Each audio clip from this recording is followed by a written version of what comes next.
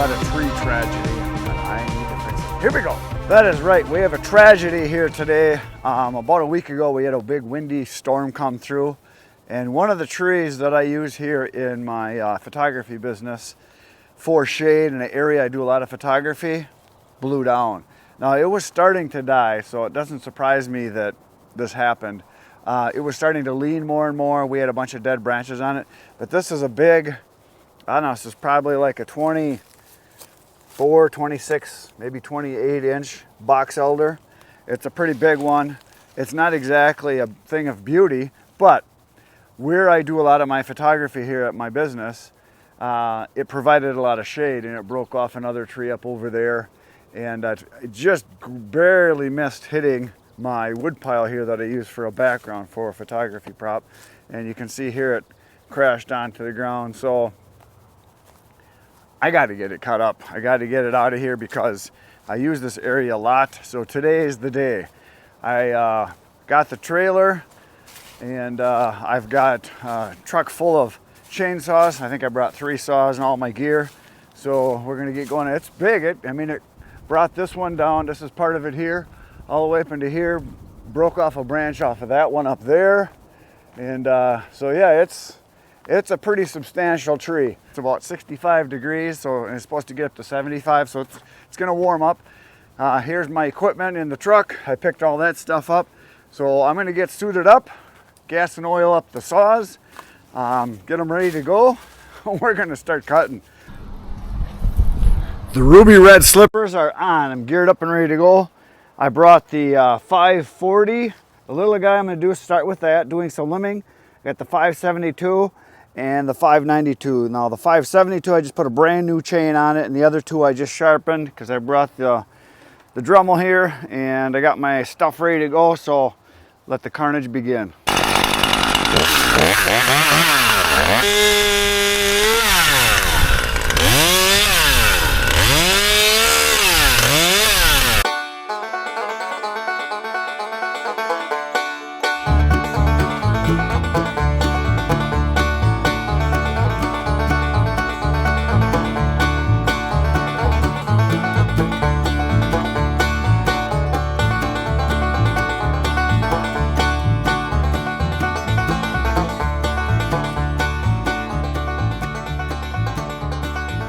So I just trimmed for about 20 minutes or so, and I got the easy stuff done. Now it's going to be the hard part.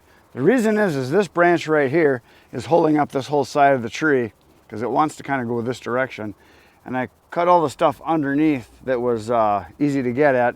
And then there's a branch over here that is down to the ground. So basically this branch here and this branch here holding the whole tree up from hitting the wood pile.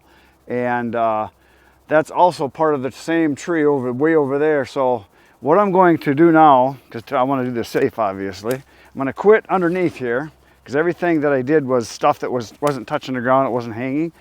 So what I'm going to do now is I'm going to come over here, and I'm going to work on probably cutting this bottom one here first. It goes way out because that's hung up in the air. It's not touching the ground. And then second, I'll do this one and drop all that down. Probably have to trim some of this brush out. I'll get these done, and then this part here is still going to be hung up with these 2 big branches that are forked right here. So this one, like I said, and then that one right there. So that'll be hung up. And then the next thing I'll probably do is I will probably cut this right here, let that fall, and then I think I'll start on that side. So once I get this all cleared out, I'll cut this side so the whole tree can roll that way away from the log pile. But it's not going to roll, I don't think, because it's still attached to the ground. I don't want to cut that until I get all the stuff that's up above cut. You can see here's the root ball has been pulled out.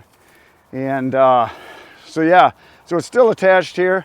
And I'm going to work on those 2 big branches, getting those off, getting that weight going that way and down, get that cleared up.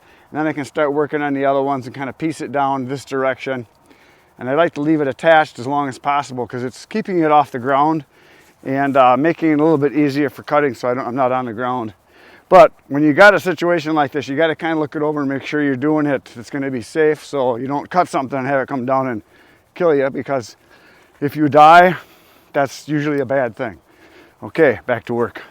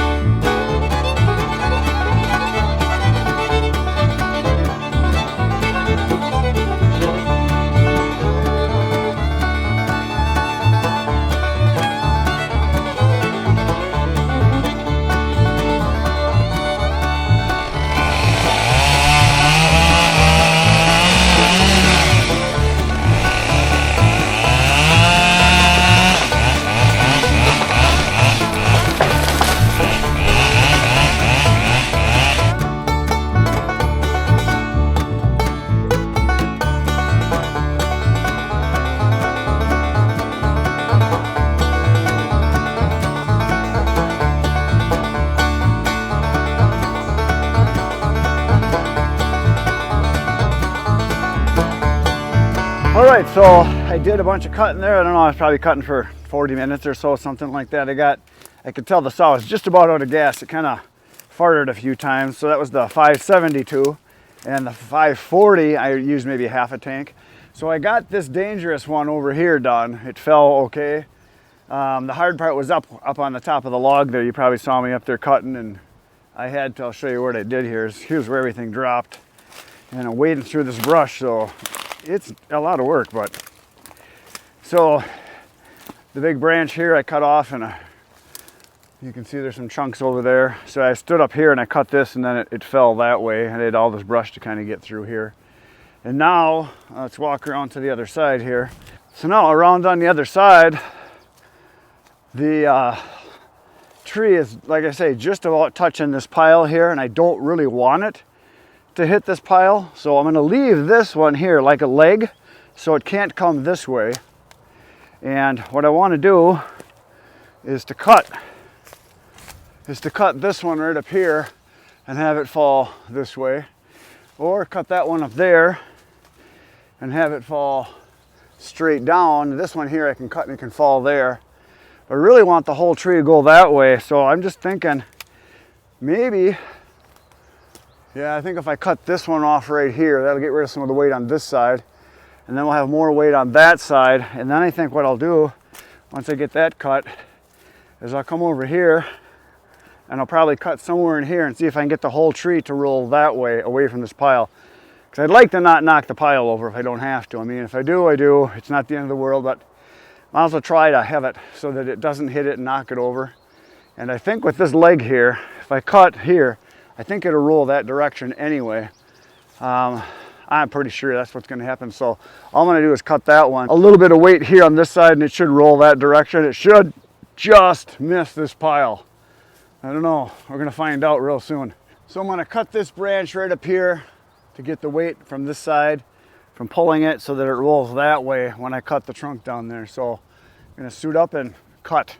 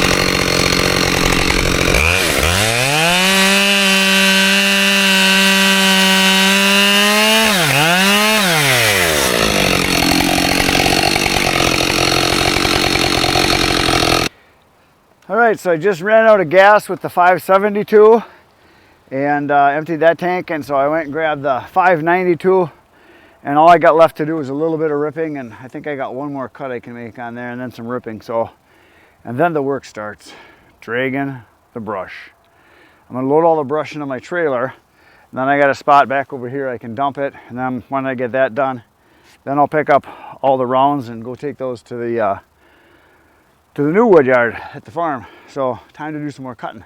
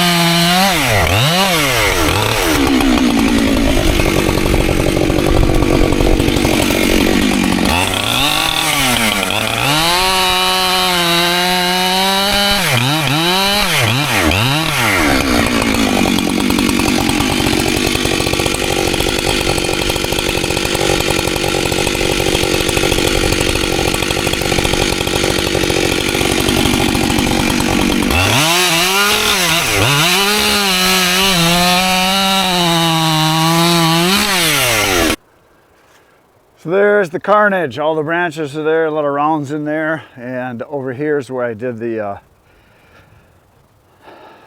trunk. And you can see where I ripped all these down because there's some pretty big ones there. It was about 25, 26 inches, something like that. I had to kind of be careful because this is a big rock right here, and there's rocks down in there. But so I'll have to kind of dig this out, level that out so it looks decent. I don't think I'm going to do anything with the stump. That's just where it's going to be. But all of this has to be picked up. And you can see here, this is what box elder looks like. For those of you that don't know, it's got this pink line in it. Lines, I should say. So it's pretty cool looking wood, actually. And but it's pretty rotten up in here. Like right here, this is about in the middle part of the trunk. And you can see right here, this is the live stuff right here. This is rotten all through here. A little bit of live stuff right down here, but this is all punky. This whole middle section here, when I was cutting through it, the saw just woof right through it. So if it wouldn't have went down in the storm, it would have broke off and died probably this year in the storm. You can see here, if I can get this into the sunlight, put some spit on there. You can see how colorful this wood is. So got wood all the way through over there. And like I said, my plan was to work all day. I just got a phone call, something I have to take care of. So I'm done for the day. Tomorrow I'm going to come back. We're going to pick up all the brush and haul that away. We're going to pick up all the rounds and haul that to the new wood yard. And I'm just going to leave the trailer sit here. And tomorrow morning when you come back at 5:30 a.m., I'm going to be hauling brush. We're going to be moving rounds and working in the wood yard. That's what's going to happen. The old wood yard and the new wood yard. So come on back. We'll see you then. Right now, go watch some other videos. It'll be good for you. There's 1,400 waiting for you right now. Good night, Irene.